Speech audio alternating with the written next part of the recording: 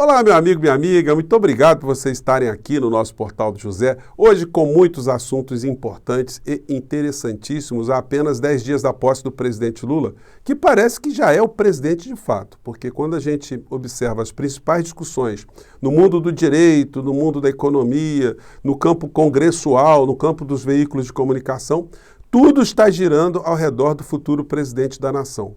O atual presidente, que está formalmente no cargo, pela questão jurídica, ele está funcionando apenas como um entrave ao desenvolvimento do processo democrático e às discussões mais importantes.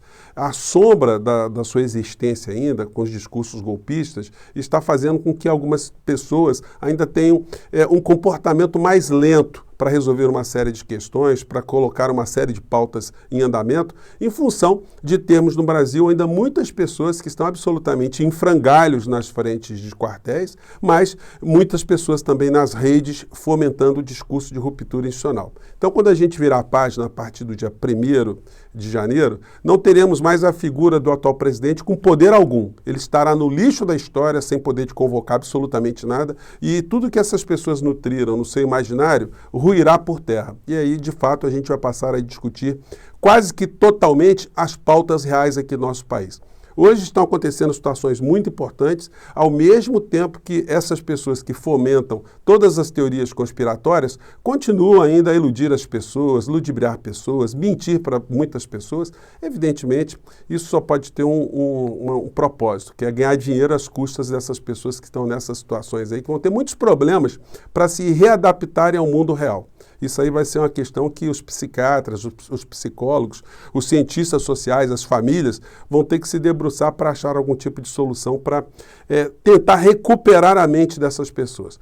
Pois bem, são situações que eu quero conversar aqui com vocês, porque outras estão se dando paralelamente, mas antes de mais nada, quero convidar você que está chegando agora no nosso portal a se inscrever. É muito importante a gente sempre fazer esse convite, e pedir para você seguir aquele protocolo, dar seu joinha, mandar seus comentários, compartilhar os nossos vídeos, a participar também do nosso clube de membros, que é uma forma adicional de você fazer o nosso portal crescer e chegar a outras pessoas também. Enfim, a participar aqui do nosso chat, que todos os dias eu abro entre 5 horas, 5 e meia, para bater um papo ao vivo com vocês, antes de entrarmos no ar. Então, vamos seguir em frente.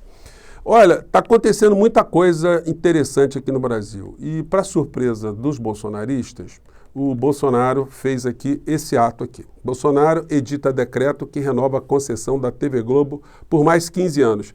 Eu comentei com vocês isso no nosso encontro mais cedo hoje, onde eu trouxe outras questões também para a nossa análise aqui. Para mim não houve surpresa, porque eu sempre disse para vocês, baseado em que várias situações, várias realidades, que a gente pode coletar, inclusive nesse livro aqui do Paulo Henrique Amorim, O Quarto Poder, uma outra história, onde ele conta a história das organizações Globo. Quando você lê esse livro aqui, que é da própria editora Globo, falando do Jornal Nacional, você vai perceber que a empresa, desde que foi criada, no primeiro ano da ditadura militar, aí eu pergunto a vocês, quem é que cria uma empresa de comunicação, de jornalismo, no nascedouro de uma ditadura que estava implementando ali a tortura, a violência, todo tipo de rupturas aqui no nosso país, a violência contra a pessoa, contra instituições? Então, o que é que leva uma pessoa a criar uma empresa nessas circunstâncias? Pois bem, e a família Marinho ficou muito rica com esse meio de comunicação, porque quem tem informação tem poder. Eles passaram por todos os presidentes da República no nosso país, desde a ditadura até a redemocratização. E ganharam muito dinheiro e se converteram numa das famílias mais ricas do planeta, donas, inclusive, de um império gigantesco de comunicação, com outras empresas também correlacionadas. Então, o Bolsonaro, quando fazia birrinha contra a Rede Globo de televisão, só enganava os seus seguidores, porque a família tinha noção exata que o Bolsonaro era um pequeno delinquente que chegou até a presidência da República e que seria descartado, e eles permaneceriam no poder, como está acontecendo agora. O Bolsonaro sabe que existem dossiês sobre tudo da sua vida, tudo da vida das suas ex-mulheres, dos seus parentes, dos seus filhos, tudo. Todas as situações que são conhecidas e outras tantas que a gente não conhece também. Então, ele não tinha alternativa. Ou ele tentava ali fazer um agrado para os seus seguidores, bancando o machão, o imbrochável, e não concedendo ali a renovação da Rede Globo e criando um problema quando ele estiver no lixo da história, de todas essas situações serem reacendidas sem piedade contra ele, ou simplesmente ele assinava agora essa concessão, traindo tudo aquilo que ele fez ao longo desse tempo todo, para pelo menos aliviar um pouco o tipo de repercussão ruim que ele terá na sua vida a partir do dia 1º de janeiro. Então eu não podia deixar de fazer esse comentário aqui na abertura, porque tem outras situações aqui acontecendo. Agora, enquanto isso, gente, nós temos um processo de alienação, de ativismo político, jurídico e cultural feito por uma grande empresa de comunicação, mas nós temos nas redes sociais uma outra banda de criaturas que está envenenando os remanescentes que não foram ainda tragados, né, de uma forma direta por esse grande povo, que é a Rede Globo de televisão, as organizações Globo. Mas eles ficam fomentando também nesse universo paralelo todo tipo de insanidade. Essas pessoas vão ter que ser responsabilizadas, né? Pelo menos elas vão ter que ser desacreditadas por aqueles que eles estão iludindo. Eu peguei aqui um vídeo desse senhor aqui, o pastor Sandro Rocha. Realmente eu não sei nem como é que uma figura dessa se transforma num pastor. Acho que qualquer pessoa, né, pelo que eu estou vendo, pode conseguir virar pastor aqui no Brasil, porque não precisa ter princípio, ética, moral, não precisa ter compromisso com a verdade, não precisa ter sentimento humano. Muitos vigaristas, inclusive, se aproveitam dessas aberturas para virarem supostos pastores. Esse aqui é um pastor golpista. E quando eu digo que é um pastor golpista, estou dizendo que é um pastor criminoso. E aí, gente, me desculpem aí os seguidores da criatura aqui, porque a gente não pode tratar essas figuras como sendo apenas brasileiros, criaturas de bem, porque eles estão querendo implementar no nosso país uma ditadura. Eles querem fazer com que pessoas como eu e você fiquemos presos ou exilados, ou mortos, ou torturados. É disso que se trata, a gente tem que salientar isso, porque não tem ninguém santinho no meio dessa história. E se essas pessoas estão querendo romper com a democracia, porque quando elas vão para frente do quartel, querendo que o exército, que é uma força armada, venha intervir na realidade brasileira, o que eles estão querendo? Que os soldados distribuam flores? Distribuam balas jujubas? Não, eles querem que essas forças atuem com violência contra as pessoas que divergem delas. Então isso não pode ser considerado uma coisa aleatória, não, uma coisa maldosa, uma coisa malévola, uma coisa violenta. E aí a gente vê esse tipo de criatura fazendo esse tipo de discurso aqui, que a gente tem que combater, e essa situação aqui é uma das tantas que me fizeram vir para a internet. Vamos lá. Graças a Deus, aleluia, dia 21 e o Natal vem chegando, e o Natal, irmão, você já tá ouvindo o barulho do trenó do Papai Noel se movimentando na garagem, irmão? O barulho do trenó do Papai Noel, está se referindo, obviamente, a viaturas militares, porque na sequência a gente vai conseguir concatenar esse tipo de metáfora infame dele aqui. Lá na garagem de Nárnia, o Papai Noel de Nárnia, né, tá se movimentando, já enchendo aí o seu carrinho, a sua carroça, o seu trenó, né? E vai vir cheio de presente para o Brasil aí, se Deus quiser, né? Oh, aleluia, Jesus é bom. Eu acabei de publicar lá no meu Twitter uma notícia que eu recebi agora há pouco, importante, tá? Se você não segue, ainda não me segue no Twitter, me siga lá, Maurício Rocha 70, tá bom? Eu acabei de publicar uma notícia muito importante lá sobre o trenó, né? E os presentes que estão... Aí, com essa linguagem cifrada, né? Papai Noel com trenó, fui lá ver, não conhecia o Twitter da criatura, aí fui lá conhecer, aí tinha essa informação aqui. Diário Oficial da União, extratos de registro de preço, então é uma licitação para aquisição de munições não letais para a GLO. Então, o que ele está difundindo para as pessoas que seguem a criatura, né? Que as Forças Armadas estão comprando muitas armas para usarem contra quem? Contra eu e você, as pessoas que eles julgam são os comunistas, os socialistas, os petistas, os petralhas e coisas e que tais. Então, a gente pode achar que são criaturas ingênuas, criaturas que não querem a violência, que não querem criar uma guerra civil, uma ruptura institucional. Então, são bandidos, são criminosos, porque esse tipo de comportamento esses comportamentos estão previstos no Código Penal Brasileiro a partir do artigo 359. Então, aí eu fui olhar, de fato, essa licitação. Fui dar porque esse pessoal obriga a gente a fazer isso, né? Aí fui ver o edital de licitação, gente. Na verdade é o seguinte, para comprar granadas, armas não letais, né? Até não sabia preço, até curiosidade aqui, não sabe, uma granada de mão de gás lacrimogênio, R$ 299, uma granada que faz barulho, R$ 376, munição calibre 40 de gás lacrimogênio, R$ 502, tem spray de pimenta, né, por R$ 660. Só que tem um negócio, esse material todo está previsto para ser entregue 180 dias depois que a licitação for concluída. Portanto, não vai ser nenhum tipo de Papai Noel vindo com um trenó, com armas para atacarem contra mim, contra você, contra as pessoas que você conhece. Não.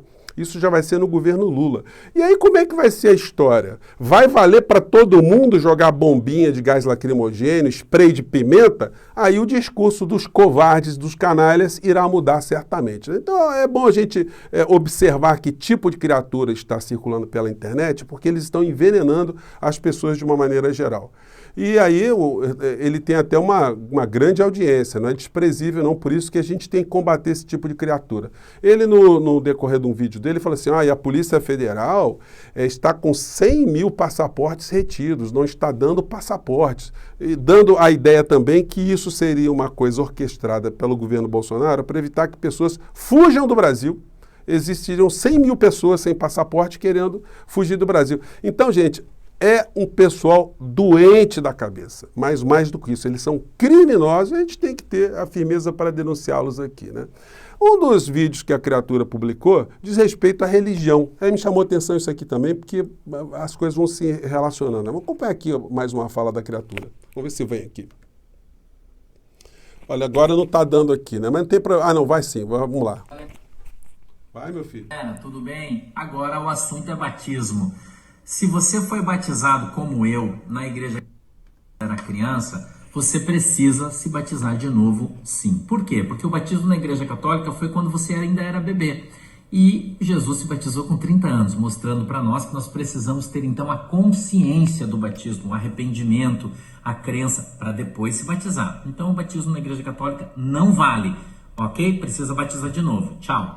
É um negócio, eu nunca tinha pensado nisso, né? Então quer dizer que a Igreja Católica, segundo o pastor aqui, há 2022 anos está enganando os cristãos, né? Porque batiza os cristãos, mas não está valendo nada, né? Então eu fico imaginando o tanto de alma penada que existe no planeta, né? Desde que o batismo começou a ser feito, que não valeu para as pessoas. Eu não quero entrar nessa discussão teológica, mas isso nos dá conta, assim, do tipo de escrúpulos que essas pessoas têm para falar da religião que não é a sua própria religião. Outras situações estão acontecendo também. Fábio Faria pede demissão do Ministério da Comunicação. Então, alguém que está pensando em permanecer no poder vai fazendo esse tipo de ato direto, exonerando ministros, os ministros vão saindo fora, cada um já está entrando em férias, está assumindo. Então, isso é mais um indício que não vai ter absolutamente nenhuma perturbação aqui no Brasil.